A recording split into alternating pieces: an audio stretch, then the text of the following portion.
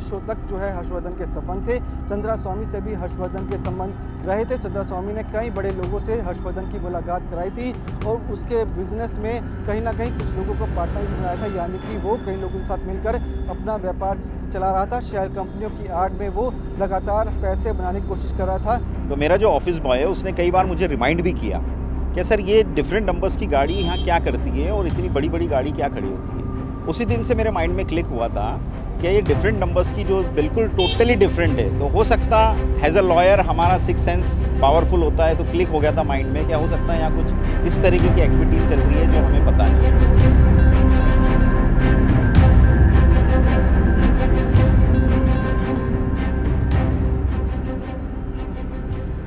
देखिए, आते जाते देखते थे कि यहाँ पे कुछ झंडे लग रहे हैं अलग अलग देशों के, और कुछ सीधी की गाड़ी खड़ी रहती थी, और लगता था कुछ कार्यालय या ऑफिस है कुछ। ये ऐसा तो नहीं मालूम था कि एम्बेसी के नाम पे ठगी हो रही है यहाँ पर।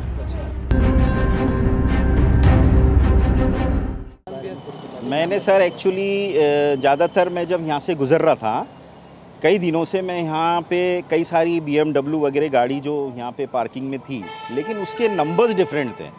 तो नंबर्स के वजह से मेरा जो ऑफिस बॉय है, मैं लॉयर हूँ, तो मेरा जो ऑफिस बॉय है उसने कई बार मुझे रिमाइंड भी किया कि सर ये डिफरेंट नंबर्स की गाड़ी यहाँ क्या करती है और इतनी बड़ी बड़ी गाड़ी क्या खड़ी होती है। उसी दिन से मेरे माइंड में क्लिक हुआ था कि ये डिफरेंट नंबर्स की जो बिल्कुल टोटली डिफरेंट है, तो हो सकता एज अ लॉयर हमारा सिक्स सेंस पावरफुल होता है। तो क्लिक हो गया था माइंड में, क्या हो सकता है यहाँ कुछ इस तरीके की एक्टिविटीज़ चल रही है जो हमें पता नहीं है। कभी किसी को अंदर से बाहर आते या बाहर से अंदर जाते? नहीं सर, वो मैंने कभी नहीं था, अंदर बाहर नहीं, बस मैंने जो भी था वो गाड़ी देखा जो बाहर यहाँ डिफरेंट नंबर की खड़ी थी, उसी से मेरे को थोड़ा सा हिंट गया था कि भाई यहाँ चल क्या रहा है, बस। बाकी देखिए, आते जाते देखते थे कि यहाँ पे कुछ झंडे लग रहे हैं अलग अलग देशों के, और कुछ सीधी की गाड़ी खड़ी रहती थी, और लगता था कुछ कार्यालय या ऑफिस है कुछ। ये ऐसा तो नहीं मालूम था कि एम्बेसी के नाम पे ठगी हो रही है यहाँ पर।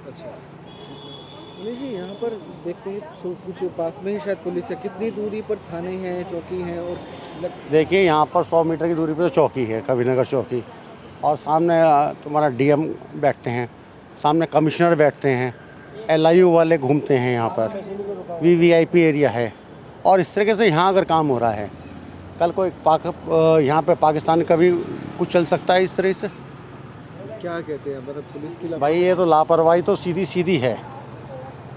लापरवाही हम लोगों की भी है।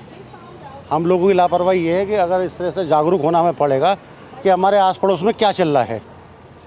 आस पड़ोस में जरूर ध्यान देना पड़ेगा और उसकी सूचना पुलिस को देनी पड़ेगी। कभी संदेह नहीं हुआ आपको? हाँ, बिल्कुल लगता था, लेकिन बेसिकली क्या था कि जब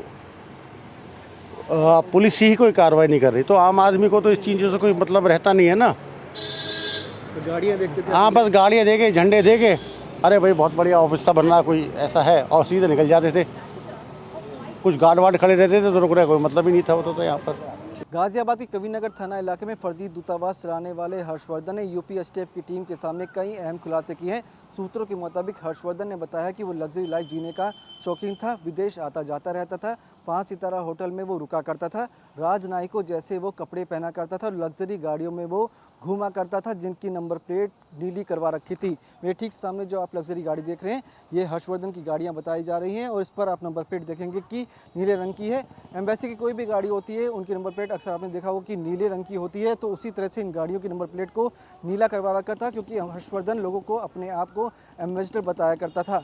सूत्रों के मुताबिक जब जांच पड़ताल की गई तो पता लगा कि विदेशों तक जो है हर्षवर्धन के संबंध थे। चंद्रा स्वामी से भी हर्षवर्धन के संबंध रहे थे। चंद्रा स्वामी ने कई बड़े लोगों से हर्षवर्धन की मुलाकात कराई थी और उसके बिजनेस में कहीं ना कहीं कुछ लोगों को पार्टनर भी बनाया था, यानी कि वो कई लोगों के साथ मिलकर अपना व्यापार चला रहा था। शेयर कंपनियों की आड़ में वो लगातार पैसे बनाने की कोशिश कर रहा था, काले धन को इधर से उधर करने की कोशिश में लगा हुआ था, हवाला का पैसा इधर से उधर करता था।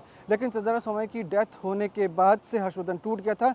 उसके बाद अपने कारोबार को और आगे बढ़ाने के लिए उसने इस फर्जी दूतावास का सहारा लिया, जिसके चलते वो पैसे को इधर उधर करने लगा। फिलहाल सूत्रों के मुताबिक 20 अकाउंटों की जानकारी अभी STF की टीम को लगी है, उसकी जांच पड़ताल की जा रही है और ये भी देखा जा रहा है कि आखिरकार हर्षवर्धन किन लोगों के संपर्क में था, किन लोगों से लगातार उसकी बातचीत होती थी, उसकी सीरियर डिटेल की भी जांच पड़ताल की रही है। तो साफ है कि इस मामले में आने वाले समय में कई बड़े खुलासे भी हो सकते